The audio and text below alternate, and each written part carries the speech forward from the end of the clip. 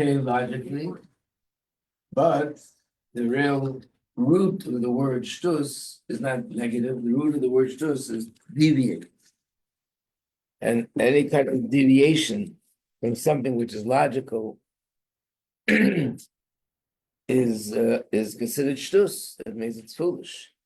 But according to Chassidus, there's another kind of deviation from logic, and that is not going below logic, but to go beyond logic. What does that mean?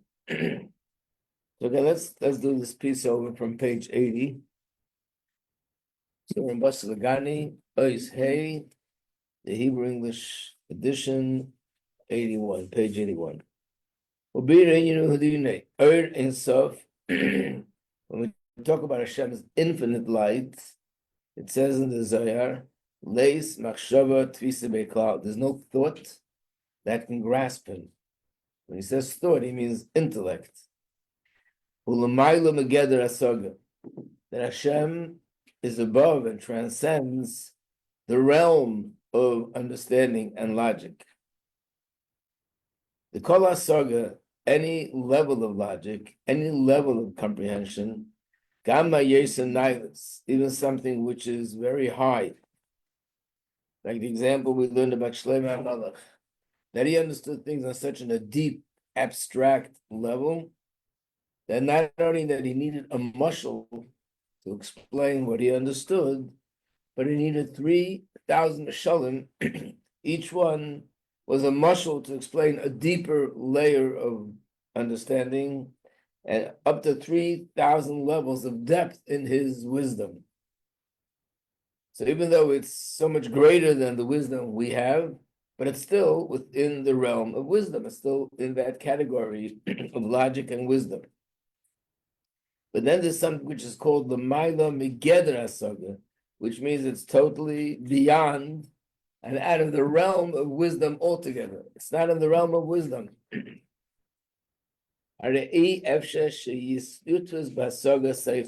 So therefore, because it in itself is something which is not in the realm of wisdom, there's no way that seichel, that intellect, can grasp it.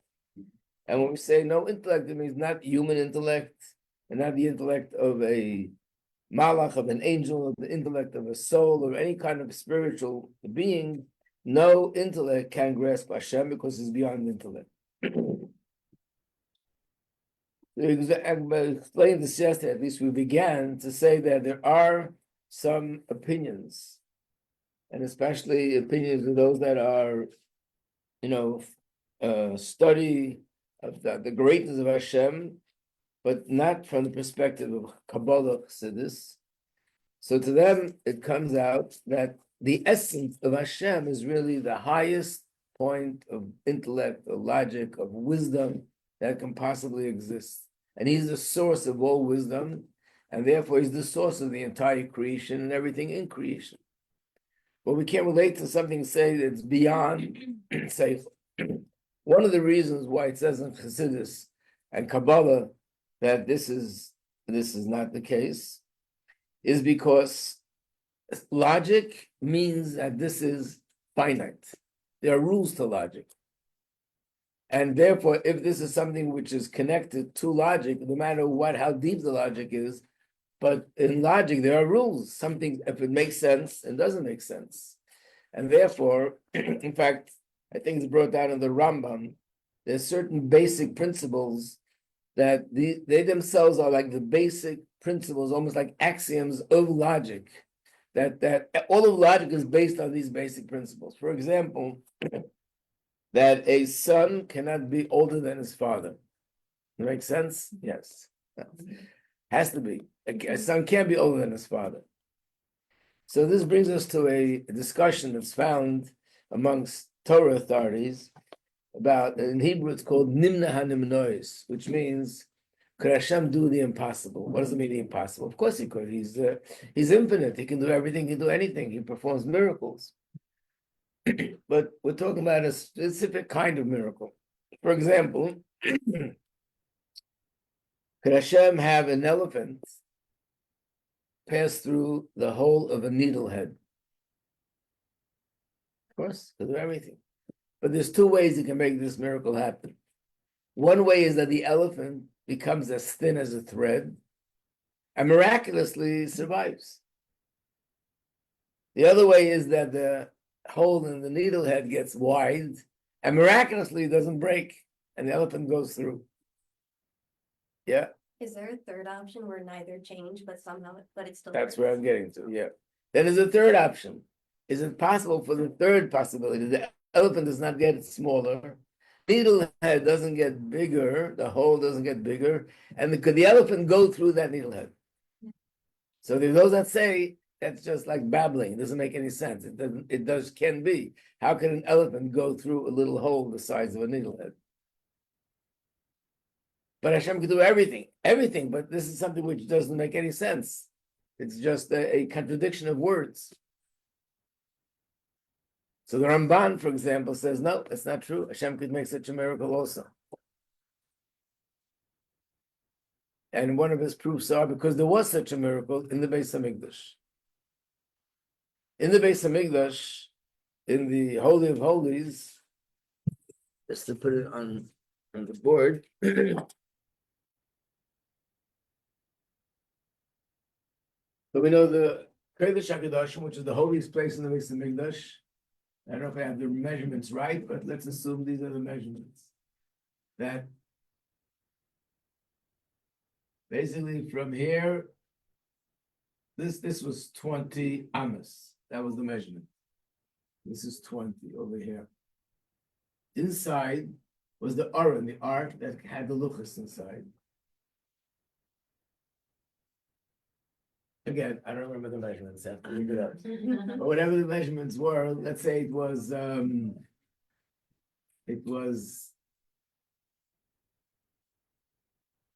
maybe, let's say 10. That means that over here would be 2.5.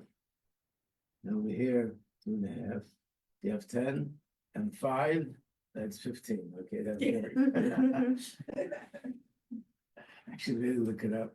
But whatever the measurements were, this is not the right measurement. I'm just writing it down because I don't remember the measurements. This would be 5 and this would be 5. And this is 10, right? So it equals 20. That's the way it's supposed to be. But it says in the Gemara, this place did not occupy any space, which means when they measured from here to here, it was 20. When they measured from here to here, it was 10. From here to here, it was 10. And this was 10. And from here to here, it was 20. Which means the measurements didn't change as if this wasn't there, but it was there. And not only was there, but according to Torah, which means that it's truth, it had a true measurement. So basically, it's as if you're saying it's there and it's not there at the same time. Hashem can make a miracle that things that don't belong there appear. He makes a miracle that things that are there disappear. But could something be there and not be there at the same time? So this is what he compares to the elephant going through the needle head. What is he basically saying? What is it based on? It's based on what we just said before, that there are certain basic principles of logic, and that's sort of the source of all logic. So if we say that Hashem is in essence logic, but he's the essence of logic, not just the essence. Let's say he's the essence of the essence. If you're not happy with that, we'll say he's the essence of the essence of the essence of what? Of logic. Once you use the word logic, means there are certain principles. If there are certain principles, there are certain limitations. But if I say that Hashem is infinite, means something which we don't recognize. It's not logic, something totally different. Then he's not bound by the laws of logic. So where did the laws of logic come from? He created them. Just like he created a banana peel and he created elephants and he created needlehead, he created the rules. If he created the rules, he can change the rules. He's not limited by it. There are no rules. So that's what it means when we say beyond the realm of logic. It's a place, because when we talk about the spiritual worlds, in each world there's a sphere called Chachma. If it's called Chachma, it means it's logic, it's wisdom. But it's much more refined wisdom, much more deep wisdom, much more abstract wisdom than the wisdom we can know and recognize. And the higher the world you go, the more it is. When we say Ein Sof means that it's infinite. There is no chachma there. There's no wisdom there. It's the source for wisdom, but it's infinite.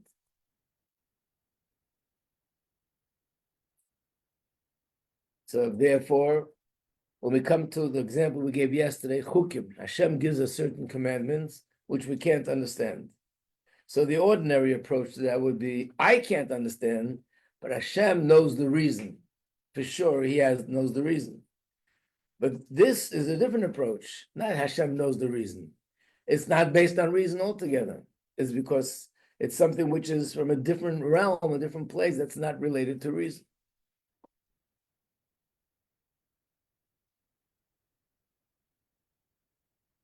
What difference does it make? The difference is whether I'm serving Hashem based on reason, or I'm serving Hashem in a way that it transcends reason. Why? If I serve Hashem and I do what He wants, exactly as He says, and even things I don't understand, but what I say to myself is, I don't understand, but Hashem understands. That means I'm still basing it on reason. Because this is also logical, to do something and to follow something that I don't understand, but the experts understand. So even though I'm saying there's no reason, we can explain only Hashem knows the reason. But if I say Hashem knows the reason and He knows why that certain reason, I can say to myself, I'm basically saying to myself, this is logical to follow someone who's much more brilliant and more intelligent than I am. And that's Hashem. He's infinitely smarter than I am, and therefore I trust what He says. But if because of that, there are two things that run into a problem with that. One thing is, then it would mean that my commitment to Hashem is also going to be limited. So I want to explain that a little bit better. So far, you following me? We're on the same page? Okay. What does it mean? What does it mean practically? What could be the difference practically? And by the way, all this is very much related to Hanukkah, so we'll see. What it means practically is, there's a Gemara, a famous Gemara, that says that how does the Yetzer Hara get a person to do Avodah Zarah? How does that happen? The Gemara says, Hayom oimer lach aseh kach. Person comes to you and says, do this, meaning just do a little tiny, teensy-beensy little thing that's not, it's out of line, but it's very small. It's almost a little nothing. You can hardly notice it. But the next day he comes along and says, "Say kach," which means do another little bit, move a little bit further, a little bit to the side, off the proper path. And the next day a little bit more. And then eventually, the person finds himself in a place where he's ready to worship idols. But it doesn't happen overnight. That a person who serves Hashem wakes up the next morning and says he's ready to do Avodah Zarah. It's a process which is, first of all, a small little thing, and then another small little thing. In fact, there's an interpretation in this week's parsha that goes along with this.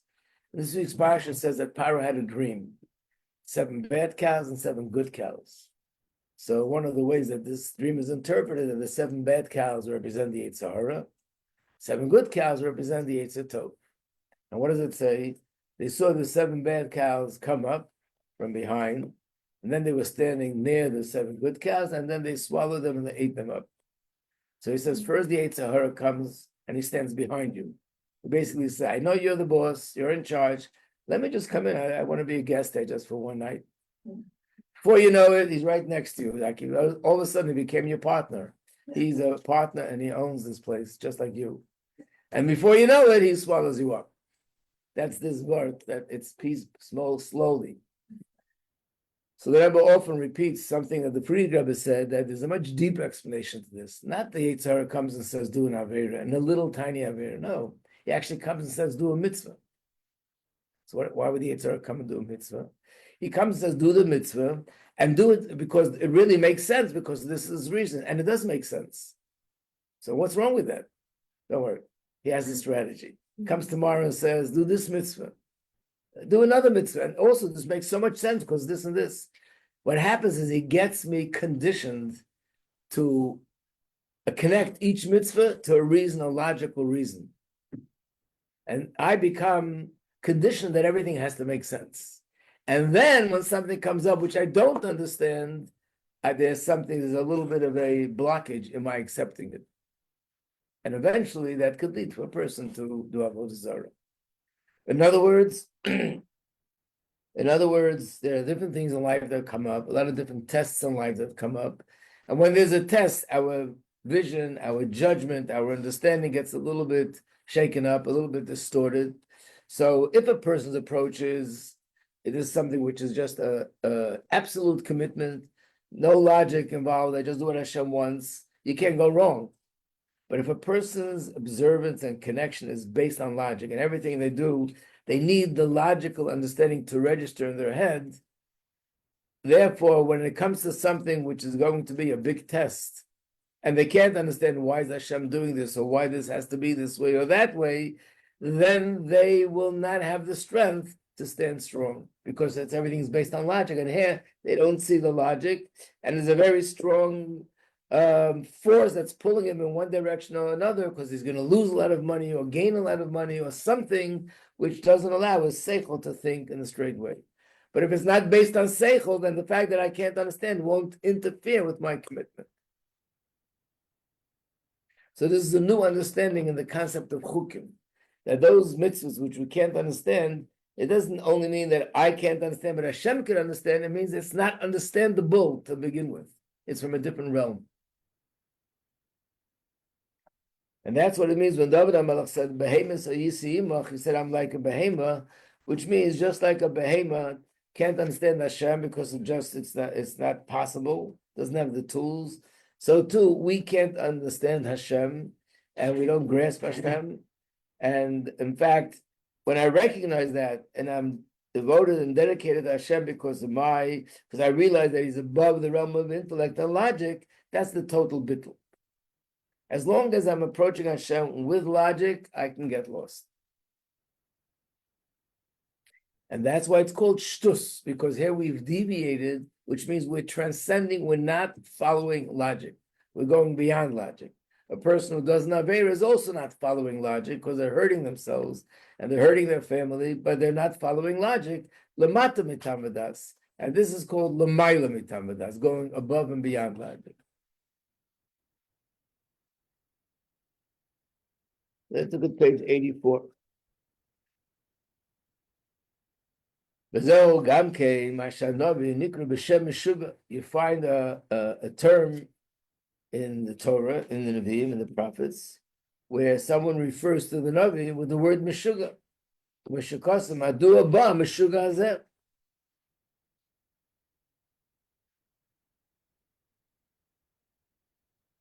So the deeper meaning to that is because Meshuga means someone who's not being logical, somebody who's mentally not there. So yes, of course, in truth, a Navi is a person that he serves Hashem in a way that transcends logic. And to explain this more, Be'ez is Galus Anavura. When a Navi received the prophecy, when he was preparing himself that Hashem is going to reveal himself to him and give him a prophetic vision, he would have to divest himself completely from the material of this world. That means he had to take away, put aside his intellect, his feelings, and just be an open vessel to receive. He had to put everything aside. When a person's going to a teacher to learn a class, you don't put your seichel on the side. You must bring your seichel with you, otherwise you understand what he's teaching. But when you're getting a prophecy, which is something higher, something which Hashem is revealing himself to me, for that I have to put everything aside, because Hashem in essence is above logic, and therefore if I would be using my logic, it would interfere with me receiving what Hashem is giving me. The fact that there was such a thing, that the Navi would actually remove his clothing when he received the prophecy, because it says in Shaul, it says in the Navi, Vayivshad gamhu as begoda vayisnabe. Shaul removed his clothes and he prophesied.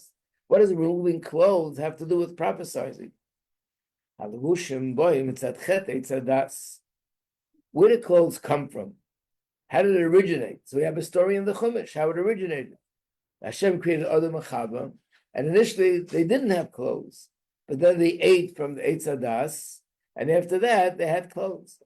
The Koyed Mached, before they committed the sin of eating from the Eitz Hadas, what does it say? Vahiyu Shnei Marumim, they were both naked. And they weren't ashamed, they weren't embarrassed. There was nothing that they saw in it as being inappropriate. Like they so the fact that there was a need for garments was a result of Chet Eitzadas. What's the connection? The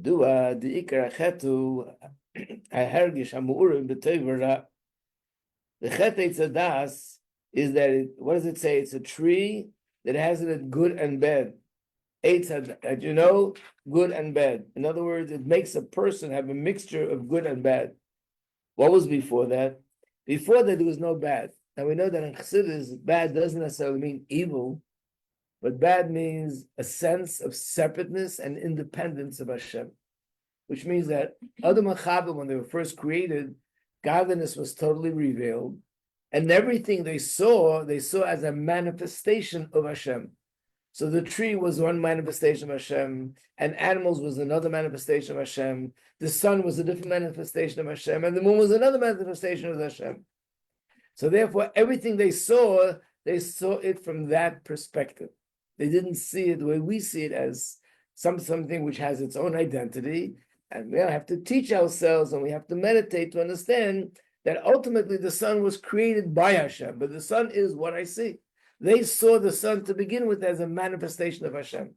It's like when a person speaks to you, you see this as a manifestation of the person. They're expressing something, they're sharing something, whether it's emotion, whether it's logic.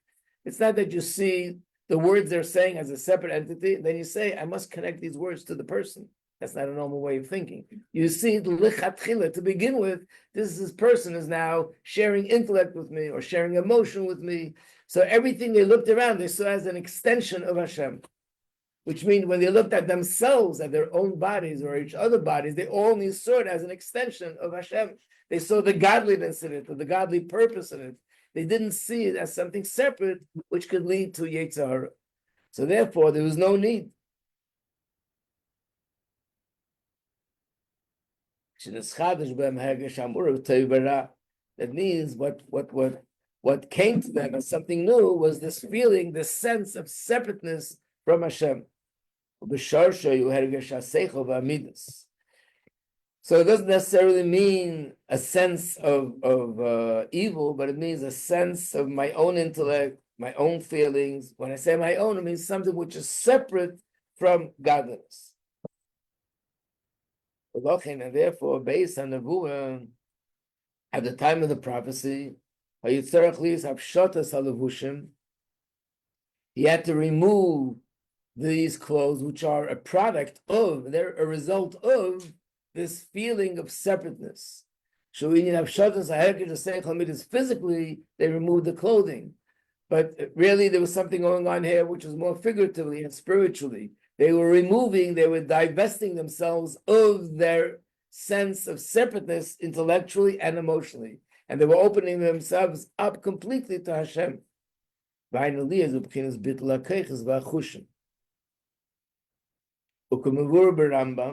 the Rambam writes, the Rambam is a book of halacha, and in his book of halacha he writes laws that are considered, these are mitzvahs that are fundamental mitzvahs of Judaism, and one of them is a fundamental mitzvah to believe and to know that Hashem prophesies to humans, and he speaks to them. But he adds that halal doesn't come to everyone and anyone, only to a person that's a chacham, which means he has the knowledge of Torah, the gibar, hamas gabriel yitzrei. This is a person that he always overcomes his desires, and he adds ein yitzr misgaber olah b'shum davar. Nothing, and there's no issue where his Yetzer Hara overpowers him. In other words, he has to be a tzaddik. Kevur sham baruch.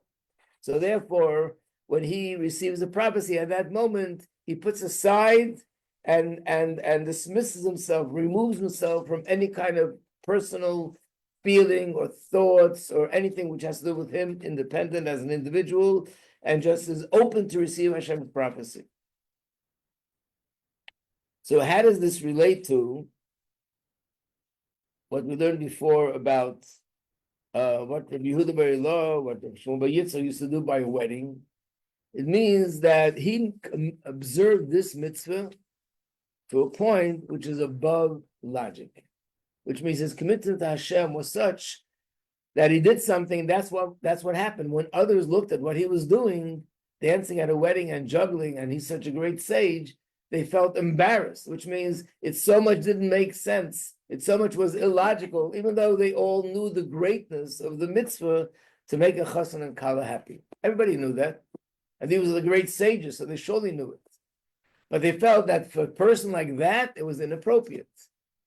And therefore, and they were judging it based on how you understand what's appropriate, what's not appropriate, what's respectful, what's not respectful. So what was he doing? Where was he coming from? The answer was he came to a place where he was ready to do this mitzvah, putting his personal logic aside, and he did the mitzvah to the degree where it transcends logic. The Rebbe gives this example. We all know that in Russia, when the communist regime took over, that's when they started to persecute Jews. They started to close down yeshivas and mikvahs and cheder and kashrus. They wanted to shut down everything that has to do with observance of Torah mitzvahs. And what happened at that time was that most people, especially people in a leadership position, they left Russia. They found ways to get away because there's no way you could be in that position without getting arrested, and sometimes worse than getting arrested, even be getting executed. The Frierdiker Rebbe actually immersed himself into spreading Yiddishkeit in Russia underground. And he established hundreds, a few hundred, I think it says somewhere, he had 700 centers where people learning Torah underground, 600 centers, learning Torah underground. And everyone who was teaching, his life was in danger. Why? Because if they would be caught, teaching children was the worst crime. I remember once hearing from Professor Branover, he said that when a person was caught teaching children, if they found adults studying Torah or older people in the 70s and 80s, yeah, they can study Torah.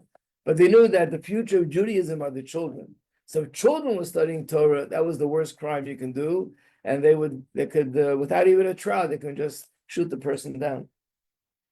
And nevertheless, the Chassidim did that. The Frierdiker Rebbe demanded of them. And not only demanded of them, but he himself was at that risk. And he was actually arrested. And Al Pi Teva, he, God forbid, would have been executed, but it was a miracle that his life was saved. So the Rebbe asked a simple question. There are three mitzvahs, that these three things a person is supposed to give up his life for. And that is Avodah Zarah, Gilu Arayis, and Shvichas Damim. Other than that, you're not supposed to give up your life. So, for example, if a person's sick, God forbid, and there's an emergency, and someone says they don't want to call the doctor because it's Shabbos, so they don't want to drive to the hospital because it's Shabbos, it's like it's violating Torah because you're not allowed to do that. On the contrary, you have to do everything to save a person's life. If a person can't survive without eating something which is not kosher, they have to eat that food because that's safe. Everything you have to do to save your life. Torah was given for us to live with. Only three things. So this is not one of the three things. It doesn't say anywhere that in order to support an underground cheder for children to study Torah, you have to give up your life. So how come he did it? And not only why did he do it, if anything, because he was the one that was the driving force behind all the activities strengthening Yiddishkeit, he should have been doing much less and be much more low profile, because if he falls, everything falls. And yet he was in it full force, behind everything, all the things that they weren't allowed to do in Russia in those days. Not they weren't allowed to, but the communist regime went overboard, and especially the Jewish communists, not allowing them to do it. And the Rebbe's answer was that this was something which was l'mayla matamadah. This is an example of this. And that's why the Frierdiker Rebbe speaks about it in his Maimer, This was the last mimer that he said, which is in a sense a culmination of his whole life. And that was the avodah then, that if a person is giving up his life for Hashem because that's what the halacha is, then in that case it wouldn't require it to go that far. But if you're going into when it's, by the way, the difference between this and eating something not kosher or violating Shabbos is this was very different. This was a force out there that was directly and aggressively out to uproot Yiddishkeit. It was not like forcing you to worship idols, but it was even worse in a sense. It was there to uproot Yiddishkeit. And he took it upon himself that nothing in the world is going to stop him. But again, the commitment and the driving force to do it came from a place which is l'mayla metamadas, which is something that transcends logic, even the logic, the Torah logic, so to speak. And therefore, it was something that was permissible. We find something similar with Rabbi Akiva. Story in Gemara that Rabbi Akiva was arrested because he taught Torah in public. So there's a famous story with Rabbi Akiva that when he was arrested, there was someone in jail with him who was also arrested, but he was arrested because he was a political activist. And he obviously did things against the government. Said Rabbi Akiva, you're such a smart man. I can't understand how a smart man like you knew that there's a decree that Jews aren't allowed to teach Torah publicly. Why did you go and teach Torah publicly? You know this is going to happen. So he said to him, and he answered him with a mashal, that there was once a river, and there was a fox sitting near the river, and he sees the fish swimming back and forth. They looked a little bit filled with anxiety. So he said to the fish, why are you guys so nervous? So he said, why? Because soon the fishermen are going to come and they're going to put out their nets and we'll be caught and that'll be the end of us. So he said, oh, you worried? Come out here on dry land, sit down next to me. I'll take care of you. Sure. He said, listen, if we're not safe in the water, which is our source of life, so where are we going to be safe? Outside of the water. And then he said to him, and you're Papas, his name was Papas, you're that very smart person. How do you suggest such a thing? If I'm not safe with Torah study, I'll be more safe if I stop teaching Torah. But basically what he did was he taught Torah in spite of the fact that there was a danger, again, because there was a decree, there was a government, there was a body out there and a force that was trying to uproot the existence of Torah. And for that, he was going to fight to the end. But what does it mean to the end? Not take anything in consideration. Even if it's going to cost him his life, he's ready to do it. And when a person goes with that strength, that can only come from a place in our neshama, which we'll soon learn about, that place in the soul is also above logic. And that's what gave him the strength to do what he did.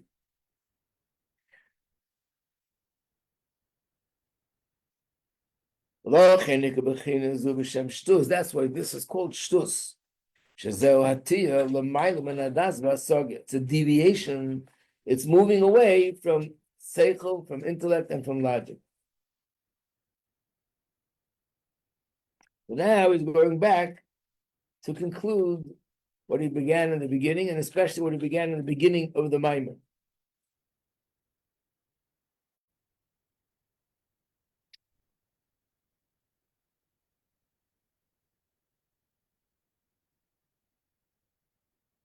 It's interesting because this is the last Maimer the Frierdiker Rebbe said. So like I said, the last one is usually considered like a culmination of everything went out in his lifetime.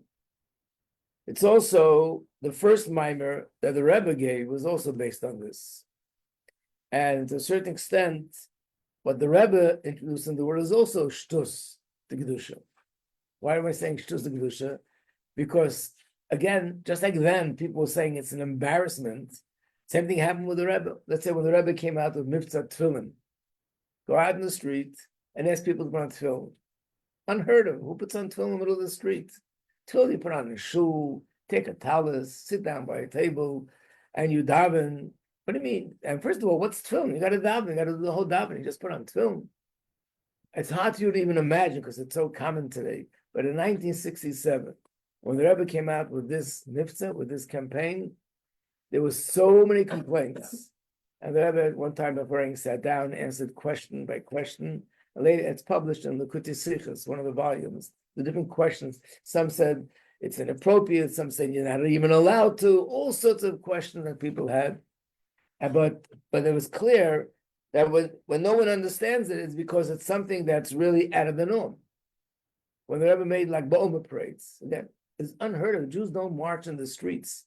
We're not loud. We're supposed to be tznius. Tznius doesn't only mean in clothing. In general, low profile. We don't make noise. You don't attract attention.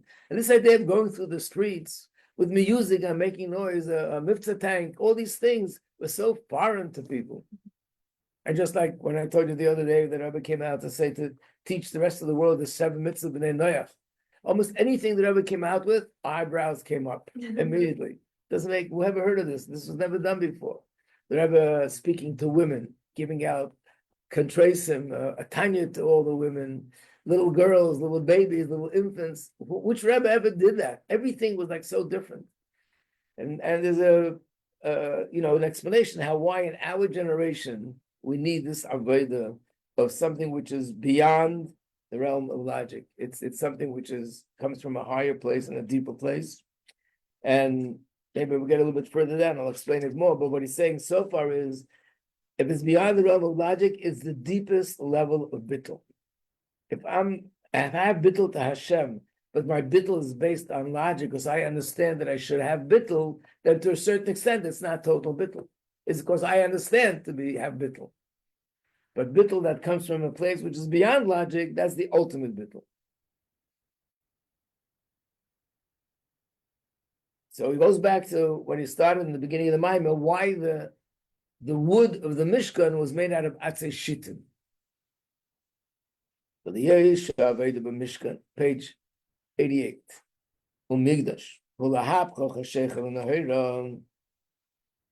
Being that the Aveda in the Mishkan was to transform darkness into light, that not only the darkness would be removed, but the darkness will become a source of light.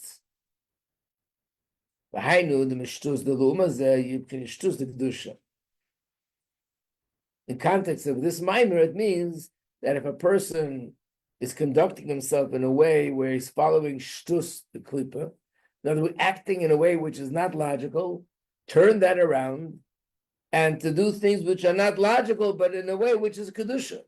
In other words, before it was not logical because it was lower than logic.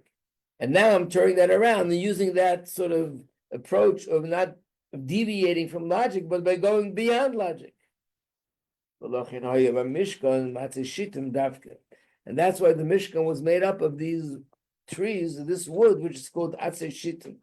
It means that this wood had in it the power and the tendency, and it sort of contained a certain spiritual property to enable us to transform shtus of klipa into shtus of kedusha, which means not only that the gashmic world shouldn't interfere with spirituality, but to turn the gashmic world around, that the gashmic world itself would become a vessel for godliness. To give a simple example, we'll have to finish with this because the clock is telling me to stop, and I have to listen to it. What can I do? That it says that, for example, one example would be that the place that was the strongest force to deny Hashem's existence more than anything else in the recent times is science. Because science explains everything scientific, and of course the world definitely, according to them, came from evolution, and God is not in the picture, and that changed everything. So that was really the biggest force. So hard to talk to a person who believes in these things and tell them, no, God created the world. Now, I'm sure you came across this many times, there are so many people who are scientists, at the same time, Torah-observant Jews, and actually finding where science itself is one of the sources that proves the existence of God, based on science.